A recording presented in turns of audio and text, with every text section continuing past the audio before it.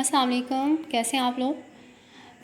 چلیے کچھ بات سویکس کی کر لیتے ہیں۔ تو سویکس میں آپ جو پہلا چیپٹر پڑھیں گے وہ تحریک پاکستان کے بارے میں، مزید وقت ضائع کیے بغیر اس میں سب سے پہلے پڑھیں گے نظریہ پاکستان کا مفہوم۔ جو نظریہ ہوتا ہے کسی بھی قوم کا، اس کی سوچ، جذبوں اور آرزوؤں کا آئینہ دار ہوتا ہے۔ جہاں تک ہندوستان کے مسلمانوں کی بات کی جائے، مسلم قوم کی بات کی جائے، تو ان کے نظریے کی بات کی جائے تو اس کی بنیاد نہ تو جغرافی حدود ہیں، نہ سماجی لسانی زبانی رشتے۔ اس قوم کی واحد جو پہچان ہے اس کا مذہب ہے جو اسلام ہے، اور پاکستان کی جو تخلیق ہے وہ اسلام کے نام پر کی گئی۔ یوں اسلام اور پاکستان میں گہری مشابہت موجود ہے، اور قائد اعظم نے نظریہ پاکستان کا پہلا اصول اسلام ہی کو قرار دیا، اور مسلمانوں کے جذبہ قومیت اور حب الوطنی کی بنیاد ہے، اور اس میں رنگ، نسل، زبان، علاقے اور تہذیب اور دوسرے عناصر کی نفی ہو جاتی ہے۔ تو اگر ہم بات کریں مسلمانوں کے اسلام کے پاکستان کے نظریے کی، تو اس کی بنیاد کس چیز پہ رکھی گئی؟ اسلام پر۔ اس کی بنیاد کسی بھی جغرافی حدود بندی پر یا نسل پرستی پر یا کسی اور نظریے پر رکھی نہیں گئی، اور پاکستان جو ہے وہ دو قومی نظریے کا، دو قومی تصور کا نتیجہ ہے۔ اور ہم کہہ سکتے ہیں جو مسلمانوں کی قومیت ہے اس کی بنیاد صرف اور صرف اسلام ہے، یعنی رنگ، نسل اور زبان نہیں بلکہ عقیدے پر اس قوم کی بنیاد ہے۔ ہم بات کرتے ہیں نظریہ پاکستان اور دو قومی نظریہ۔ ایک مخصوص نظریے کو ہم کہیں پاکستان کی اساس تسلیم کریں گے، اور اسی کو ہم دو قومی نظریے کے نام سے جانتے ہیں۔ اس کا مطلب یہ ہے کہ ہندوستان میں ایک قوم کا وطن نہیں بلکہ یہاں پہ بہت ساری جو قومیں آباد ہیں، اور ایک مسلمان اور دوسری غیر مسلم۔ تو سر سید احمد خان نے سب سے پہلے مسلمانوں کے لیے قوم کا لفظ استعمال کیا، اور آپ نے سب سے پہلے اس کے خلاف آواز بلند کی، اور آپ نے کہا کہ ثابت کیا بلکہ کہ مسلمان ہر لحاظ سے ایک الگ قوم ہے، اور برصغیر میں دو قومیں موجود ہیں، اور اسی تصور کو دو قومی نظریہ کا نام دیا گیا، اور سر سید احمد خان نے ہی اسی تصور کو سب سے پہلے واضح شکل میں پیش کیا۔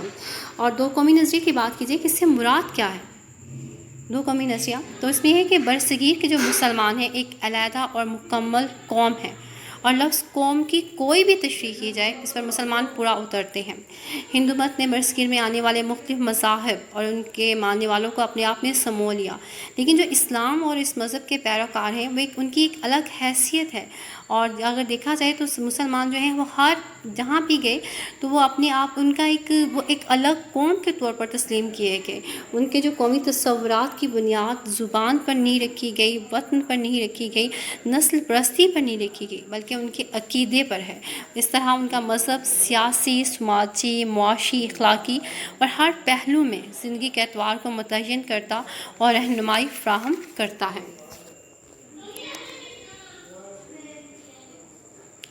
اور قائد اعظم نے تو واضح کہا تھا برصغیر میں کہ پاکستان تو اسی روز قائم ہو گیا تھا جب پہلا ہندوستانی باشندہ مسلمان ہوا تھا، اور یہ زمانے کی بات ہے جب اس سرزمین پر مسلمانوں کی ابھی حکومت قائم نہیں ہوئی تھی۔ سب سے پہلے تو اپنی اس بات کو سمجھنا ہے کہ نظریہ کیا ہے، اور اس کے بعد ہر جو قوم کا نظریہ ہوتا ہے اس کی اپنی سوچ کا عکاس ہوتا ہے۔ اور اس طرح اگر دو قومی نظریے کی بات کی جائے، مسلم نظریے کی بات کی جائے، تو اس کے پیچھے تو اس کی بنیاد کس چیز پہ رکھی گئی؟ جو پاکستان کا جو ہمارا قومی نظریہ دو قومی نظریہ ہے، اس کی بنیاد اسلام پر رکھی گئی ہے۔ مسلمان اپنے مذہب کی بنیاد پر ہر ایک سے الگ ہے۔ ان کے جو دو قومی نظریے کی بنیاد ہے رنگ، نسل پر نہیں رکھی گئی، نہ جغرافی حدود بندی پر رکھی گئی، اور یہ تصور سب سے پہلے سر سید احمد خان نے پیش کیا اور انہوں نے واضح شکل میں پیش کیا۔ اب ہم دیکھتے ہیں کہ سر سید احمد خان دو قومی نظریے کے بارے میں کیا کہتے ہیں۔ وہ سب سے پہلے سر سید احمد خان 1857 کی جنگ آزادی کے بعد ہم دیکھتے ہیں کہ مسلمانوں پر زندگی کے دروازے بند کر دیے گئے، اور مسلمان جنہوں نے ہندوستان پر 750 سال تک حکومت کی تھی اب حاکم سے محکوم بن گئے۔ تو سر سید احمد خان نے جو سب سے پہلے ہندو مسلم اتحاد کے سب سے زیادہ داعی تھے، وہ چاہتے تھے کہ مسلمان اور ہندو اتحاد کے ساتھ متحد ہو کے رہیں، لیکن جب انہوں نے دونوں قوموں میں تعاون، بھائی چارے کے راہ پر چلنے کی تلقین کی۔ وہ مسلمانوں اور ہندوؤں کو دلہن کی دو برابر چمکتی ہوئی آنکھوں سے تشبیہ دیتے تھے، لیکن انہوں نے کبھی بھی واحد قومیت کے تصور کو تسلیم نہیں کیا۔ لیکن جب 1857 کی جنگ آزادی ہو جاتی ہے تو اس کے بعد جنگ کی ساری ذمہ داری مسلمانوں پر ڈال دی جاتی ہے۔ آپ نے رسالہ اسباب بغاوت ہند بھی تحریر کیا۔ آپ نے بہت ہر پلیٹ فارم پہ جا کے یہ بات کرنے کی کوشش کی کہ مسلمان اکیلے اس جنگ کے ذمہ دار نہیں ہیں، اور عیسائیوں اور ہندوؤں نے اسلام اور مسلمانوں کے خلاف اپنے طور پر کوششیں کی انہیں سیاسی، معاشی اور معاشرتی طور پر دبایا جائے۔ جو برطانوی سامراج تھا، اسے ہندوؤں کا مسلمانوں کے خلاف متعصب جو رویہ تھا وہ بہت پسند آیا، اور مسلمان ظاہر دو دشمن تھے ان کے، ایک طرف انگریز تھے اور دوسری طرف انہیں دونوں محاذوں پر مقابلہ کرنا تھا، دوسری طرف ہندو تھے۔ اور ایسے جو مسلمان تھے ان کے مٹ جانے کا امکان نظر آ رہے تھے، تو سر سید احمد خان نے مسلمان قوم کا دفاع کیا، اور آپ نے سب سے پہلے کہا کہ یہ مسلمانوں کا جو سیاسی شعور ہے وہ ہندوؤں سے الگ ہے۔ جیسے 1885 میں کانگریس وجود میں آئی تو آپ نے مسلمانوں کو اس میں شامل ہونے سے روکا، کیونکہ مسلمان تعلیمی لحاظ سے بھی بہت پیچھے تھے، تو چاہتے تھے سب سے پہلے مسلمان اپنے آپ کو اس قابل بنائیں کہ وہ انگریزوں اور ہندوؤں کا مقابلہ کر سکیں، تو آپ نے مسلمانوں کو اس میں شامل ہونے سے روکا۔ 1887 میں آپ نے کہا کہ جب ہمارے ہندو بھائی جو ہیں ایسی تحریک جاری کرنا چاہیے جس سے ہمیں نقصان پہنچے، جو ہماری قوم کی تذلیل ہوتی ہو، تو ہم دوستی کے جذبے سے کام نہیں لے سکتے، تو ہمارا فرض یہ بنتا ہے کہ ہم بھی اپنی قوم کا تحفظ کریں، ہم بھی اپنی بات کو آگے تک پہنچائیں۔ اور سر سید نے ایک اور پالیسی تشکیل دی اور تحریک علی گڑھ کے ذریعے آپ نے اس پر عمل درآمد کرنا شروع کیا، اور آپ نے ایک رسالہ تھا جس میں پارلیمانی نظام اور طرز اور عام انتخابی طریقے پر تنقید کرتے ہوئے اسے ناموضوع قرار دیا ہندوستان کے لیے، کیونکہ آپ نے کہا کہ جہاں ایک قوم یہاں پہ آباد نہیں ہے بلکہ یہاں پہ بہت ساری قومیں ہیں، اور اس کے بعد آپ نے ہندوستانی مسلمانوں کی علیحدہ قومیت کے تصور کو پختہ کیا، اور مسلمان قوم ایک وسیع اور پائیدار برادری ہے جس کی بنیاد پیر نبی نے ڈالی، اور انہوں نے نسل یا وطن کی بجائے مذہب کو بنیاد بنایا۔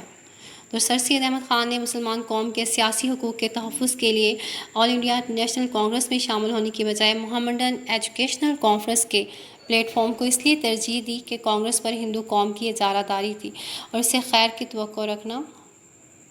غلط تھا، اور انہوں نے فرمایا کہ مسلمان ایک قوم ہے، اسلام کے دائرے میں شامل تمام افراد مسلم قوم ہے، اور اسلام سے وابستگی ہمیں ایک قوم کا درجہ دیتی ہے۔ تو سر سید احمد خان پہلے وہ قومی رہنما ہیں جنہوں نے مسلمانوں کے لیے قوم کا لفظ استعمال کیا، اور آپ نے اس بات کی وضاحت کی کہ دو قومی نظریے سے کیا مراد ہے، مسلمان کس لحاظ سے ایک الگ قوم ہے۔ انہوں نے شروع میں بہت کوشش کی کہ ہندو اور مسلمان اتحاد کے ساتھ دوسرے کے ساتھ رہیں، وہ دونوں کی دو خوبصورت آنکھیں قرار دیتے تھے، لیکن جب آہستہ آہستہ انہیں وقت گزرنے کے ساتھ احساس ہوا کہ ایسا نہیں ہے، مسلمانوں کو دو محاذوں پر لڑنا پڑ رہا ہے، ایک طرف ان کا دشمن انگریز ہے اور دوسری طرف ان کا دشمن ہندو ہے، تو انہوں نے سب سے پہلے تو یہ تصور پیش کیا اور مسلمانوں کی توجہ ان کی حالت پر دلائی کہ وہ اپنے آپ کو بہتر بنائیں تاکہ ان حالات سے باہر نکل سکیں۔ چلیے آج کے لیے اتنا ہی بہت ہے، ہم انشاءاللہ کل پڑھیں گے قائد اعظم نے اور نظریہ پاکستان، اور اس کے ساتھ ہی علامہ اقبال نظریہ پاکستان کیا ہے، انہوں نے اس بارے میں کیا فرمایا، اور دو قومی نظریہ غیر مسلمانوں کی نظر میں کیا ہے، two nation theory and non Muslims کہ اس بارے میں کیا کہتے ہیں، اور اس کی اہمیت کیا ہے نظریہ پاکستان کی، اور اس کے کن عناصر سے یہ تشکیل پاتا ہے اس میں، اور اس کے بارے میں انشاءاللہ ہم کل بات کریں گے۔ بہت بہت شکریہ۔